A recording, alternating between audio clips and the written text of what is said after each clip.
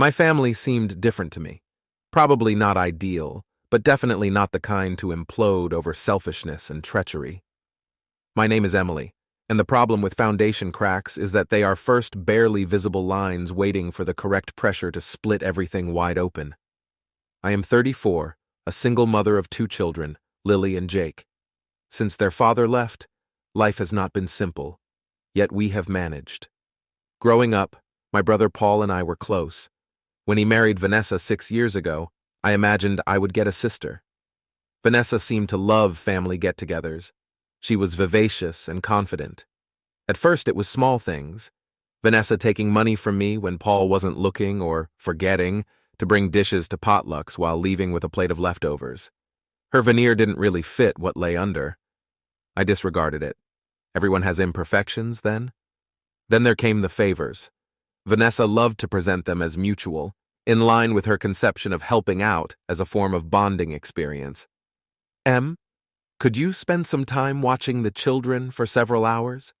She would reply, flashing that taut smile, "You're so great with them."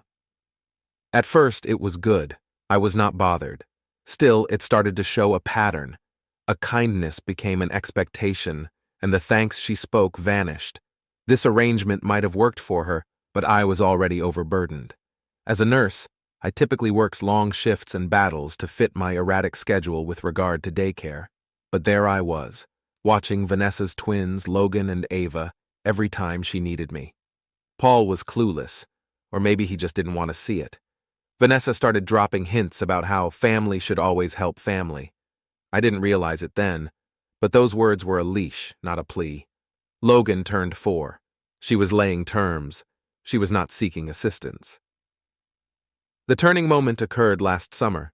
The health of my mother had been declining, and I had been picking up more duties to assist her. Vanessa called one evening with a honey-sweet voice. I hate to disturb you, but Paul and I have tickets to this charity banquet tomorrow night. Although it's last minute, could you perhaps keep the children for a few hours? Mom claimed she was not feeling it. I paused. At 6, my shift began the next morning, and I could already be straying. Vanessa then said, "I knew you'd say yes. You're such a lifesaver." The following night, Logan and Ava were at my house before I could explain. Vanessa didn't come back until well past midnight, and when I inquired why she hadn't picked them up earlier, she waved her hands. "Oh, the after-party arrived late. You understand these things? I did not." Weeks later, the requests evolved from being requests to demands. I was too fatigued to argue. Vanessa texted me one Sunday saying, "Taking the kids to the park.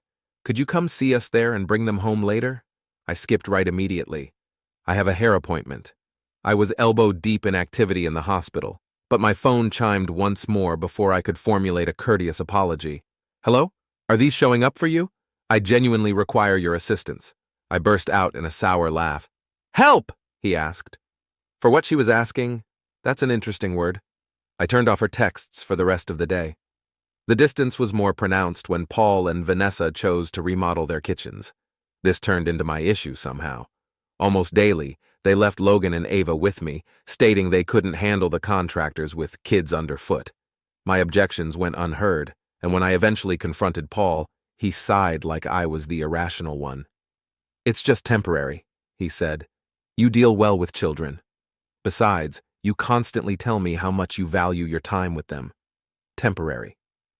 Right then, Vanessa arrived unexpectedly one evening carrying her children. "We really appreciate all you have done, Em," she replied, her voice full of false sincerity. "But could you keep them overnight? That promise never came. Things came to a climax last week when my mum contacted me in tears. I will make it up to you." While I was working, she had been observing Logan and Ava. Vanessa had not picked them up when she promised. With her high blood pressure, my mother had spent the day chasing little children and was too tired to even make supper. "I don't know what to do, Emily," she sobbed, her voice breaking. That was the last straw. Vanessa arrived to pick up the children and just assumed I could handle it.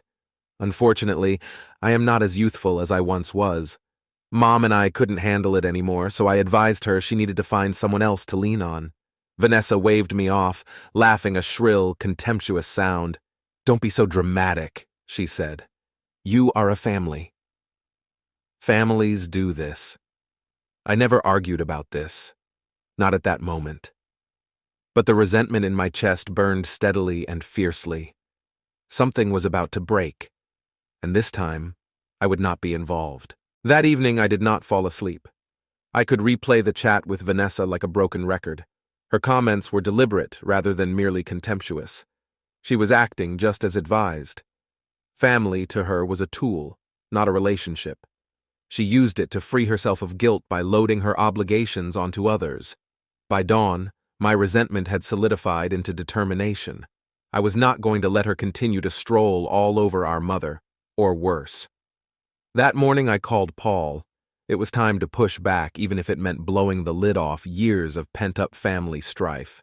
That was not a simple choice. Our backs would always have been opposite each other growing up. Though Vanessa had left me without options, I detested the idea of turning this into a conflict. "Hey," he said, his voice sleepy. "What's up?" "Keeping a cool head?" I continued. "We need to talk." He grumbled, "About Vanessa. Right now, Em? Look, she has been requesting a lot recently, but..." "A lot?" I cut him off. "Paul, while she treats herself to after parties and hair appointments, she is leaving her obligations to Mom, on me, on us. This is causing Mom to have health problems. Not only is it rude," Paul sighed, and I could almost hear him scratching his temples, "it is dangerous. You are blowing this out of proportion. Vanessa has been under tension over the remodeling. It will be good until things calm down." "It's not fine," I snapped. Mom watched in tears last night. Vanessa keeps leaving the children with her, so her blood pressure is sky high, and don't even get me started on how often she's dumped them on me without notice. "Emily, come on," Paul urged, his tone turning to that patronizing edge I loathed. "The mother of them is she. She understands their best course of action." "Does she?" I responded back. Paul didn't answer immediately.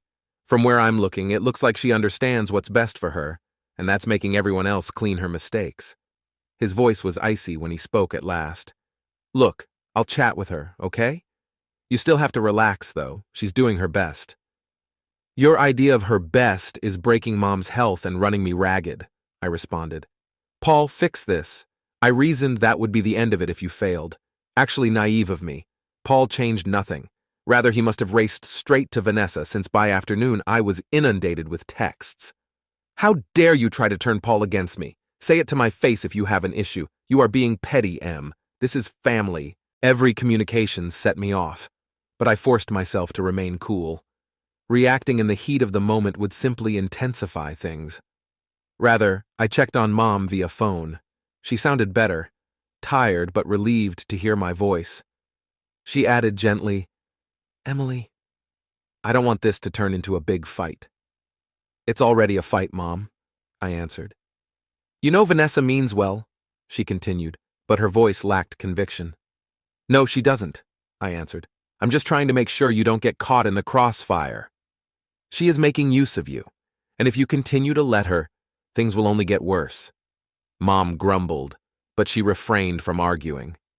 2 days later, Vanessa intensified things. That quiet said volumes. Children in tow, she showed up to Mom's house unannounced and stated she had an emergency errand to run. Mom, also too nice for her own benefit, did not object. She was fighting to keep up with Logan and Ava when I dropped home after work to deliver groceries. Vanessa was nowhere to be seen. My voice stiff, I inquired. "She said she'd be back by 6, Mom answered, looking at the clock.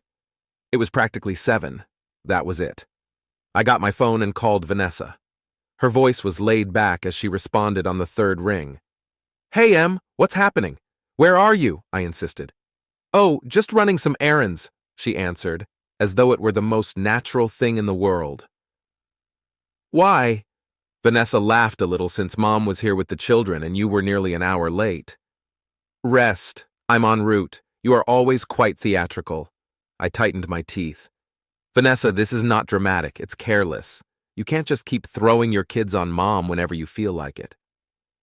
"Well, she doesn't seem to mind," Vanessa remarked, her voice going frigid. "Maybe you should stop speaking for her."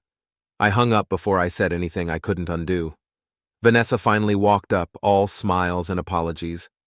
Ever the peacekeeper, Mom took her apologies without second thought. But I wasn't that forgiving. As Vanessa gathered her children, I walked in close and said gently, "This stops now." She raised an eyebrow. "Or else?" Her smile faded, but only momentarily. "Or I make it stop," I murmured, my voice low but forceful.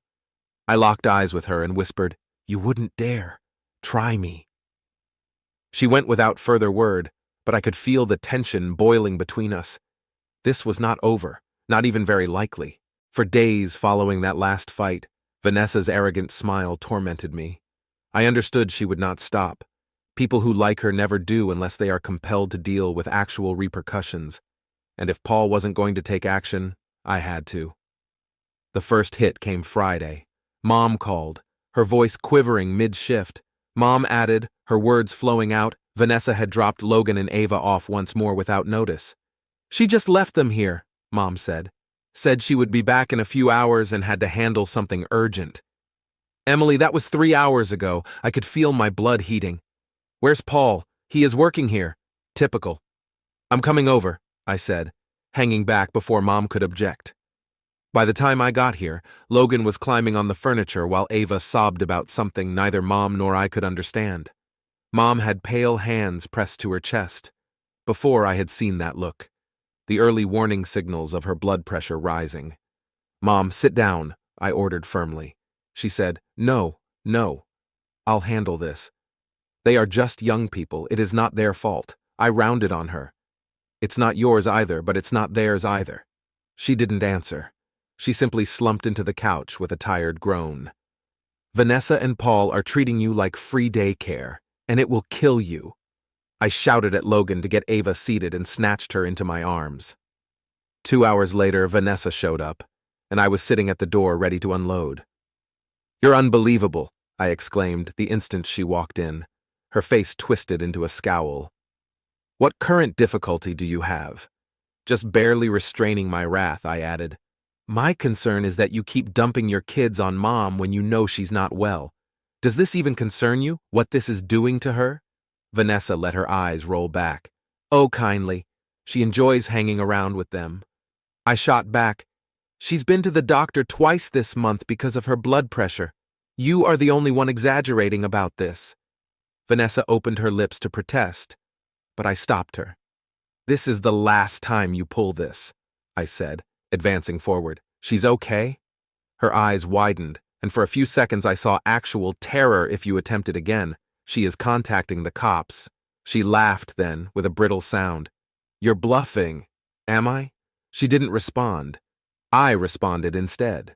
That night, Paul called me, his tone already defensive. She grabbed Logan and Ava, murmured something under her breath, and huffed out goodbye. "What the devil, Emily?" he grumbled. "Vanessa said you threatened to call the cops on her."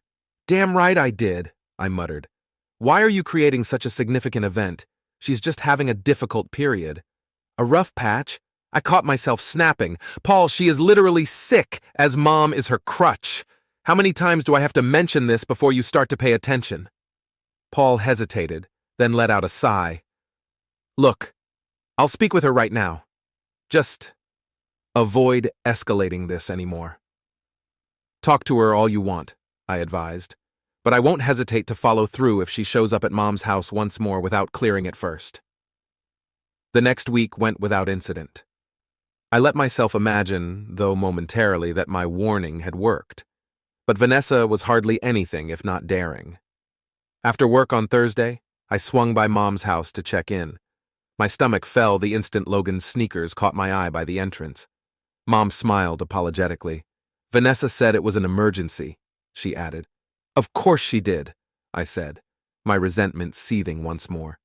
3 hours later, Vanessa showed up looking as though nothing was unusual. "That's it," I shouted, my voice icy, not even allowing her past the door. "You have formally run out of opportunities." She scowled, her uncertainty soon giving way to irritation. "What specifically are you referring to?" "I'm done running games with Vanessa," I said. "You are now endangering Mom's health after ignoring every limit I have tried to set." Her expression contorted in wrath. "I warned you, and you ignored." "You're overreacting rather seriously. Overreaction?" I severed her connection. Child Protective Services should be contacted the next time you perform this trick. Let's see how much you enjoyed justifying yourself to them." For a time, she simply stared at me, her mouth expanding and shutting like a fish out of water. She then snipped, "You're crazy! You wouldn't dare. Watch me." Vanessa took my threat very seriously. The family group chat burst with messages before the next. First, Paul submitted a long-winded plea for peace and understanding, interspersed with backhanded allegations about escalating unnecessary drama. Then Vanessa entered with her usual manipulative tone, playing herself as the naive victim. "I can't believe Emily would threaten me like this. We're supposed to be family. I have been doing my best. Now she's attempting to make me seem to be a bad mother. Really, that is harsh." The floodgates opened following that. Aunts, uncles, and cousins weighed in, most of them parroting Vanessa's sob story without thinking about my side. Few brave enough to challenge her story did. I didn't bother answering, though. Their words were muffled in the din of guilt-tripping and accusations. Dealing with those who had already formed their opinions was pointless. Rather, I warned Mom over the phone that Vanessa could try pulling something once more. "She already has," Mom answered gently. Mom said, "She came by this morning with the kids, but I told her I couldn't watch them." And I felt a flash of pride, but it was fleeting. "She got upset," Mom said. Her voice trembled as she started saying she was choosing sides and was disappointing the family. "Emily, this bothers me greatly. I just want us all to get along," I groaned. "Mom, I know. Still, you are not at fault here.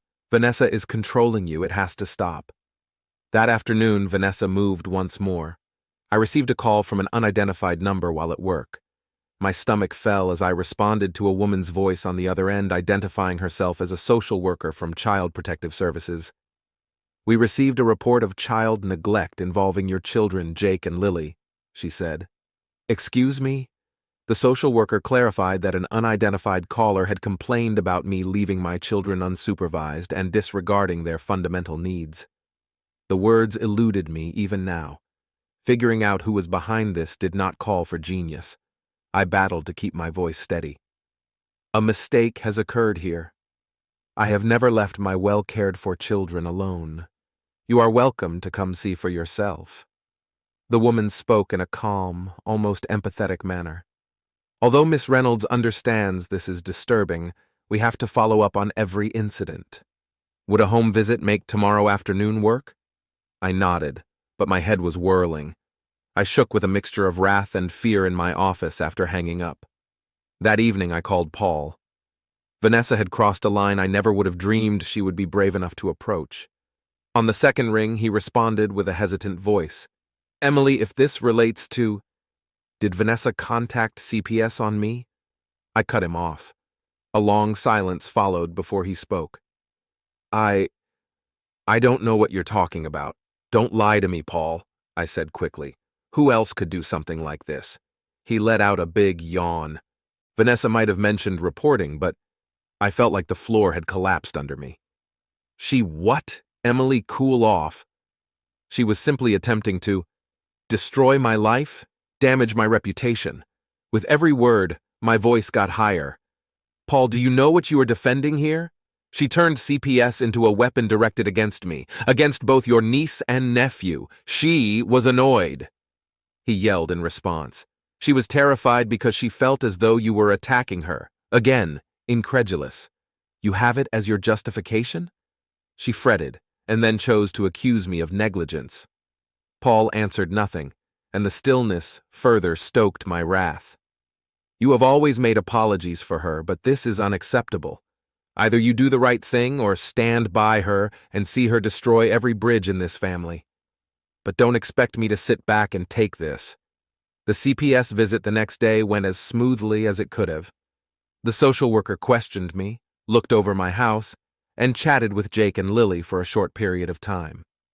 She reassured me at the end of the visit that the matter would probably be resolved and that there were no worries, but the harm had already been done. Later that week, I visited Mom to go over everything.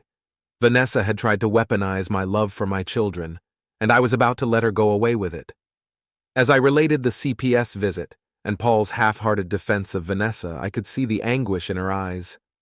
I can't believe she'd go that far, Mom exclaimed, her voice shaking. That is not just petty, it is dangerous, I said, and this is the reason I'm not defending her. Mom nodded slowly. She has shown she doesn't give a damn about the outcomes of her actions as long as she gets what she wants. What are you going to do? I said. I don't know yet. Vanessa had crossed a boundary that cannot be uncrossed, and the treachery had set off something in me I hadn't felt in years, a strong, relentless want to fight back. She is not going to walk away from this undamaged. She had tried to turn CPS into a weapon against me, and even though the matter had been dismissed with no evidence, the simple claim had shaken me. It was now my turn to perform. 1 week later, I had the chance I'd been waiting for. Early in the morning, Mom gave me a worried call. Vanessa is dropping the kids off once more. She claimed she had nowhere else to turn. I tightened my mouth. Did you say no to her? Mom trembled as she said, I tried. She wouldn't listen, though, so that's it. I'm coming over. Vanessa's car was in the driveway when I got there. Mom was seated on the couch, looking tired, while Logan and Ava were racing about the living room. Vanessa was standing in the kitchen drinking coffee as though she owned the house. What are you doing here? Her eyes widened as she inquired. Making sure you don't take advantage of Mom again, I added, my voice icy. Emily, do not begin. I had enough of your self-righteous attitude and your deception. I rebounded. Mom ignored her when she informed you she cannot watch the children anymore. Once again. She didn't mean it, Vanessa replied dismissively, waving a hand. She's merely stressed. No, I answered, approaching closely. Stay out of it. What's stressful is you dumping your responsibilities on a sick woman who's too kind to tell you to your face how much you're hurting her, Vanessa screamed. This is between Mom and me, I continued, pulling out my phone and then, not anymore. I warned you what would happen if you kept this up. Vanessa's face became white. You wouldn't dare. Watch me. About 20 minutes later, the police showed up. I explained on the non-emergency line that 2 small children had been left with a caregiver unable to handle them because of health problems. Vanessa's arrogant confidence crumbled as the police arrived. What's going on here, looking between us? One of the officers asked. She's making a scene, Vanessa remarked, crossing her arms. This is just a family argument. I moved forward. No, this is about her leaving her children with my mother on a regular basis, even knowing my mother's health is too terrible to look after. The police turned to Mom, and she was dysregulating rules and endangering her health. Is this true, ma'am? Mom hesitated, hands ringing on her lap. I don't want to cause trouble, but yes, it's true. Vanessa's eyes grew enraged. Mom, how could you? To cut her off, the officer lifted a hand. Ma'am, leaving your kids with someone incapable of looking after them might be regarded as neglect. Should this repeat, Vanessa's jaw hardened, but she refrained from arguing legally. Vanessa grabbed her children and hurried out, her face flushed with wrath, knowing better than to try her luck after the cops departed. You've destroyed everything, she spat at me on her way to the door. I hope you're happy, I said, not answering. I watched her go and felt an unusual peace come over me. I felt as though I had reclaimed power for the first time in years, but the fallout was not done. Paul contacted me that evening, his voice tinged with resentment. What the devil is wrong with you, Emily? He insisted. Vanessa, calling the cops? Are you trying to wipe out our family? No, Paul, I answered fairly. From her, I am attempting to save it. She has been abusing Mom for years. You have let her. Well, I won't anymore. She is under a lot of strain. Paul yelled. You don't understand what it's like for her. I said, I understand plenty. I shot back. I know she used CPS to try to ruin my life. She doesn't want to take responsibility. Hence, she has been dumping her children on Mom and me. And I know you are helping her. That's not fair, Paul remarked, his voice breaking. She's my wife. Mom is our mother, I said. And Vanessa's selfishness nearly brought her to the hospital. Paul was quiet for a long time. Then I would defend her if you would not. Then he hung up. Mom called me gently later that evening. Emily, I don't know if this is the right way. It's the only way, I insisted. Vanessa must deal with the fallout from her acts. She will simply continue doing this otherwise. I just wish things didn't have to be so messy, Mom said. So do I. I asked. After Vanessa's run-in with the police, I expected some fallout, but sometimes the only way to mend a disaster is to clean it up. I wasn't ready for the firestorm that followed. Starting with the phone conversations, she and Paul launched a campaign of wrath and guilt within days that seemed certain to split the family apart. Nearly every day, Paul begged Mom to side with Vanessa. "Mom, you can't just let Emily get away with this," he screamed during one of his numerous outbursts, his voice trembling with rage. Mom replied, her voice tired, "She's turning the whole family against us. I'm not turning anyone against you. I'm only trying to keep the peace. Emily is the reason there is not any," Paul yells. "Vanessa's devastated. Now she doesn't even feel welcome at family gatherings. Maybe she would feel more welcome if she stopped treating everyone like her personal servants," I added, joining the debate. Paul yelled, "Stay out of this, Emily," and I had overheard the call and wasn't ready to let Mom guilt trip into compliance. "You've done enough damage," I said coldly. "No, Paul," I said. "Vanessa has damaged things. She is the one that contacted CPS about me. It is she who disregarded Mom's limits and health." Paul let out a sour laugh. "She is the one who continues making herself the victim in all of this. You are fantastic. You're separating this family and you don't even care." "What I care about," I responded firmly, "is safeguarding Mom and my kids." Paul hung up without further word. The calls were not the worst of it. If it means drawing a line with you and Vanessa, so be it. Vanessa had allegedly begun crafting her own version of events to extended family, presenting herself as a struggling mother unfairly singled out by me. Suddenly driven to weigh in were aunts, uncles, and cousins who hadn't talked to me in months. "Emily, don't you think you're being a little harsh?" one aunt asked during a particularly heated exchange. "Vanessa is just trying to survive. You could be somewhat sympathetic." "Compassion?" I said again, my voice full of incredulity. Knowing she was not well, Vanessa left her children with Mom and showed compassion where? When she called CPS accusing me of negligence, where was her compassion? The aunt stumbled, obviously taken aback. "Well, I didn't know about that," I began, my patience thin. "Of course you didn't," I said. The aunt said something about family sticking together, then hung up the call, neatly excluding the part where Vanessa is the one instigating the troubles. People supporting Vanessa without knowing the whole situation, and me having to clear the record, were a recurring theme. Vanessa was not failing either.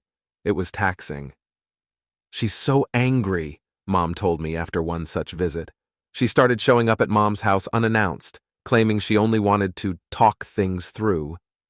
Each visit left Mom clearly shaken, and it wasn't long before her health suffered once further. "That's emotional blackmail, Mom," I remarked gently. "She keeps saying I've taken your side and that I don't care about her or the kids. You have no bearing over her emotions or her children. She has to look after her own family." Mom nodded, but I could see uncertainty in her eyes. The breaking point came a few weeks later. Vanessa's influence ran deep, and breaking away from it was proving more difficult than I had thought. Mom called me furiously, her voice shaking with terror. "Paul showed up last night," she added. He started screaming at me about how I had turned away Vanessa and him.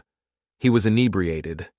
"He wouldn't leave unless I assured him of speaking with you. My gut whirled." "Did he mistreat you?" She answered fast. "No." But he was so enraged, Emily. Uncertain about what to do, I inhaled deeply, attempting to stifle the indignation rising within me. "Mom, this needs to stop. One cannot allow them to treat one like this." Her voice breaking. "I don't want to make things worse," she added. "Emily, these are my kids.